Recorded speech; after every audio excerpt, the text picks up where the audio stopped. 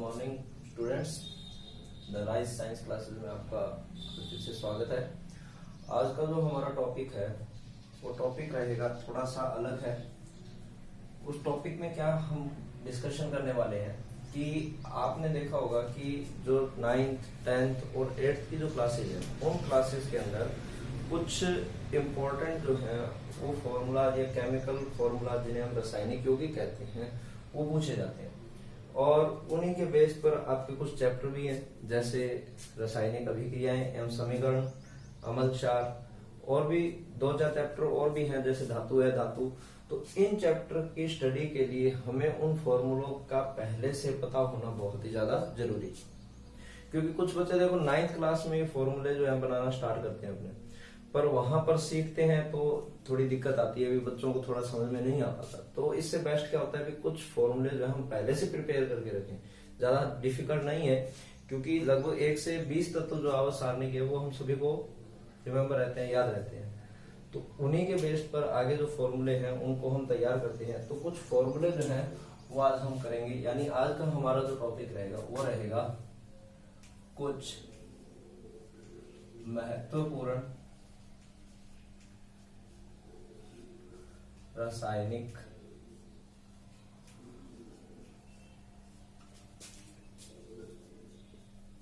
यौगिकों के नाम व सूत्र। बिल्कुल बेसिक से स्टार्ट करेंगे। रासायनिक यौगिकों के नाम व सूत्र सबसे पहला जो हमारे पास आता है, देखिए मेरी जो क्लासेज है वो 6, 7, 8, 9, 10 तक के अकॉर्डिंग है, एनसीईआरटी बुक के अकॉर्डिंग रहेगी।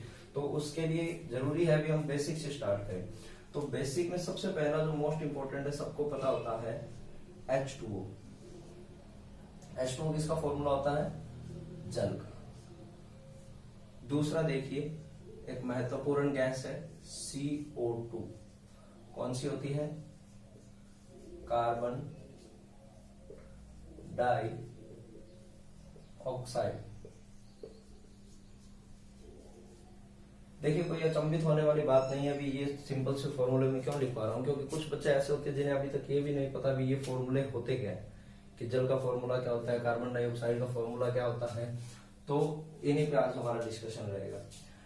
दूसरी बात, थोड़ा सा ध्यान दीजिएगा कि जब भी हम कोई भी फॉर्मूला लिखते हैं तो उस फॉर्मूले के अंदर हमेशा लगभग जो है वो कैपिटल लेटर यानी बड़े अक्षर इंग्लिश के जो है उनका यूज होगा। जैसे H2 जब हम लिखते हैं तो H कैपिटल रहेगा, 2 इसके पैरों में, और O कैपिटल रहेगा। बट अगर मान लो हमारे पास हम फॉर्मूला लिखते हैं NaCl नमक का, तो देखिए यहाँ पर L स्मॉल रहेगा और A भी स्मॉल रहेगा। रीजन क्या है? क्योंकि Cl यानी क्लोरीन होता है, और क्लोरीन का जब हम प्रतीक लिखते हैं तो C कैपिटल रहता है और L स्मॉल रहता है। इसी तरीके से सोडियम में भी N कैपिटल रहता है और A स्मॉल रहता है। तो बोल्ड के अकॉर्डिंग हमें ध्यान रखना है, ये छोटी छोटी मिस्टेक जो है हमें यहाँ पर नहीं करनी है। कुछ बच्चे ये ध्यान में रख लेते हैं, बड़े अक्षरों में लिखा जाता है तो वो क्या करते हैं, यहाँ पर A भी कैपिटल जो है वो लगा देते हैं, Cl भी कैपिटल में लगा देते हैं। तो इन बातों का हमें थोड़ा सा क्या है ध्यान रखना है। कंटिन्यू करते हैं आगे।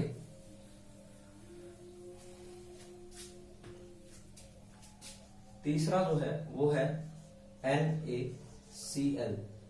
NaCl यानी नमक, जिसका रासायनिक नाम होता है सोडियम क्लोराइड। उसके बाद फोर्थ Na2CO3, ये होता है सोडियम कार्बोनेट, जिसे सोडा ऐश भी कहते हैं। कैसे बनता है ये आगे हम रासायनिक अभिक्रियाओं का टॉपिक करेंगे, उसमें हम कंसल्ट करेंगे, अभी आपको सिर्फ याद करने हैं। उसके बाद है NaHCO3, ये होता है बेकिंग सोडा, जिसे हम बोलते हैं खाने का सोडा, और इसका नाम होता है सोडियम हाइड्रोजन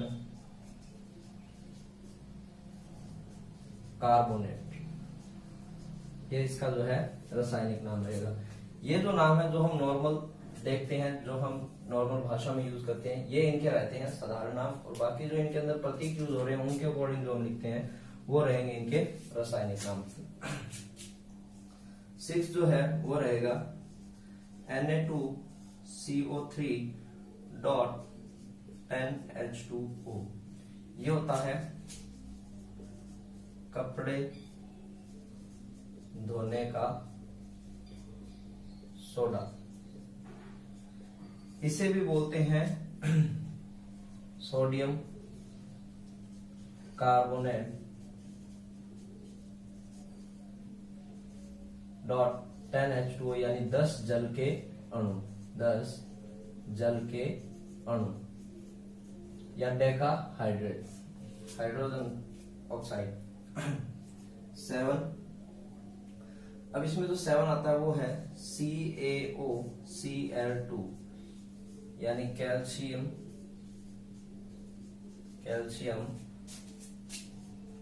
ऑक्सी क्लोराइड, या इसको बोला जाता है ब्लीचिंग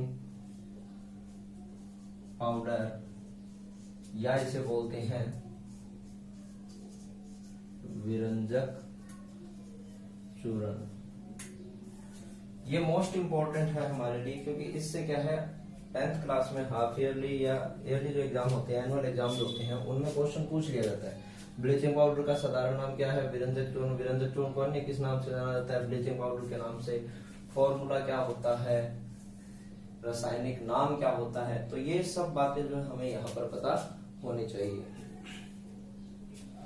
नेक्स्ट हमारे पास है 8 नंबर। इसमें हम लिखते हैं सोडियम ब्लीचिंग पाउडर CaO, ये होता है कैल्शियम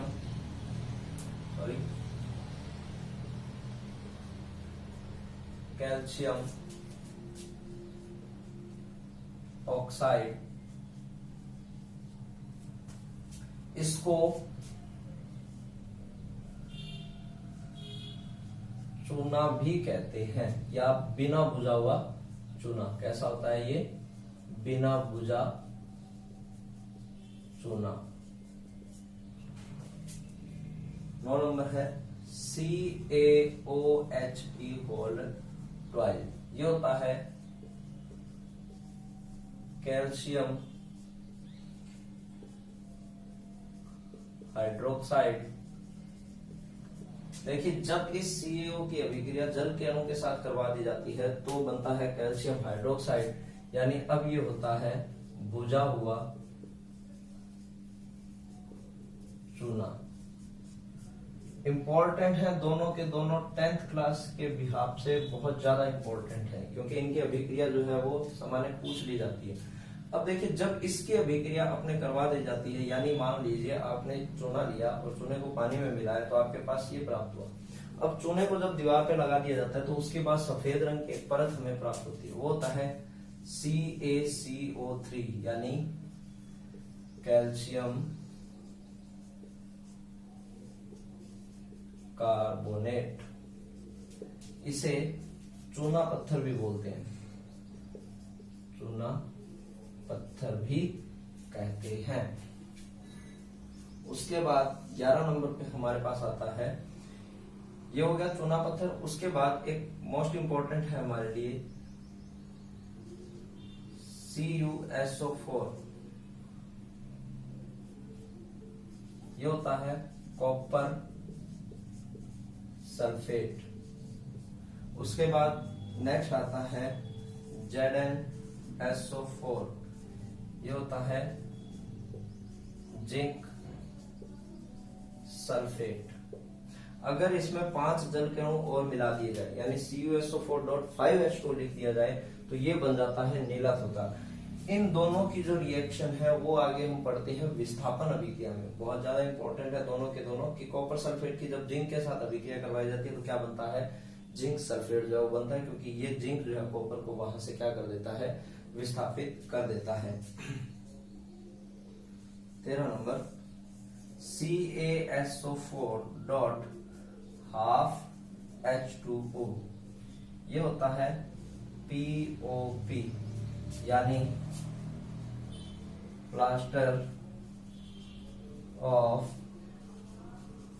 पेरिस। रासायनिक नाम क्या हो जाए, ये इसका साधारण नाम है, ये भी 10th के एग्जाम में बहुत ज्यादा इंपॉर्टेंट आपके लिए। कैल्शियम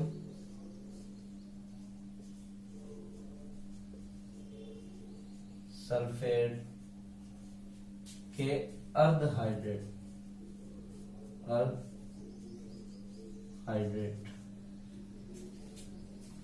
इसी का एक अन्य रूप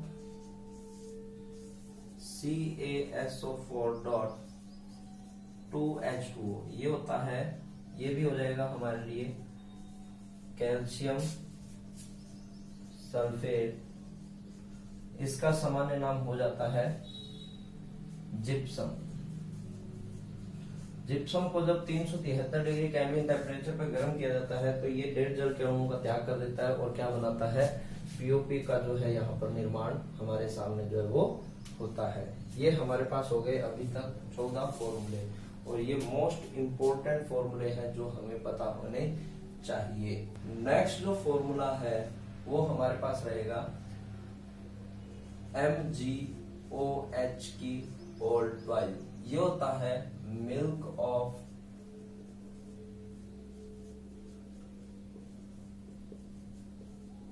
मैग्नीशिया। मिल्क ऑफ मैग्नीशिया ये एक एंटासिड के रूप में भी काम में आता है, जो इनो वगैरह जो दवाई होती है उनके अंदर भी काम में लिया जाता है। इसे बोलते हैं magnesium hydroxide. Magnesium hydroxide. 16 number पे आता है हमारे पास H2SO4, ये होता है सल्फ्यूरिक अम्ल।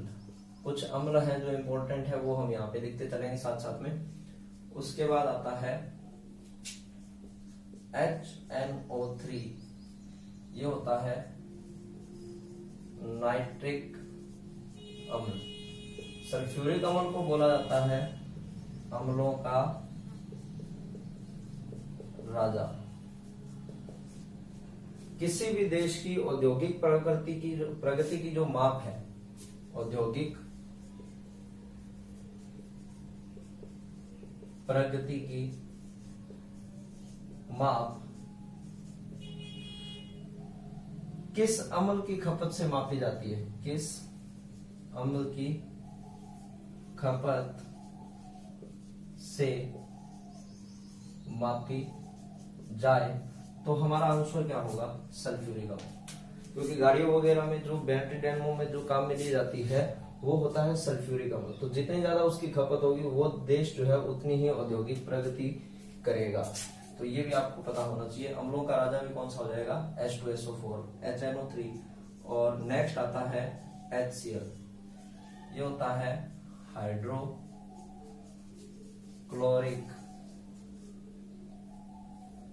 अम्ल। सबसे प्रबल अम्ल भी इसे बोला जाता है, सबसे प्रबल अम्ल अगर आपसे पूछ लिया जाए तो कौन सा होगा, हाइड्रोक्लोरिक अम्ल। अब कुछ क्षार की बातें करते हैं। NaOH, सोडियम हाइड्रोक्साइड, ये होता है सबसे प्रबल क्षार। इसके अलावा क्षार के बहुत सारे एग्जाम्पल हैं, KOH, पोटेशियम हाइड्रोक्साइड। याद रखिए जिन फॉर्मूला में लगभग पीछे की तरफ हाइड्रोक्साइड ग्रुप जड़ा हो, वो लगभग हमारे लिए क्या हो जाते हैं, एक तरीके से क्षार का काम करते हैं। पर इन्हीं के अंदर एक फॉर्मूला आता है, ध्यान से देखिएगा।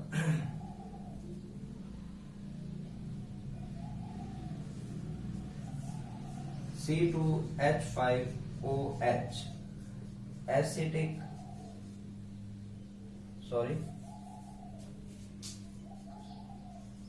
एथेनॉल, ये एथेनॉल होगा, ठीक है। एक और आता है CH3COOH, जबकि ये क्षार ना होकर के ये क्या है, अम्ल है, एसिटिक एसिड या अम्ल, जिसको हम बोलते हैं सिरका। क्या हो जाएगा ये, सिरका।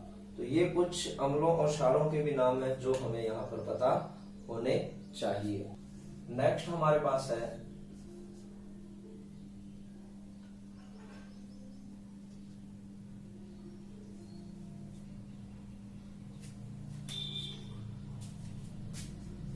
K2SO4 Al2SO4 की होल थ्राइस डॉट 24H2, ये होता है फॉर्मूला फिटकरी का। उसके बाद हो जाएगा हमारे पास HCl प्लस HNO3। इन दोनों का 3:1 का मिश्रण जो है, उसमें उसे कहते हैं एक्वा रेजिया या अम्ल राज। देखिए, अम्लों का राजा अलग है, ये अम्ल राज है।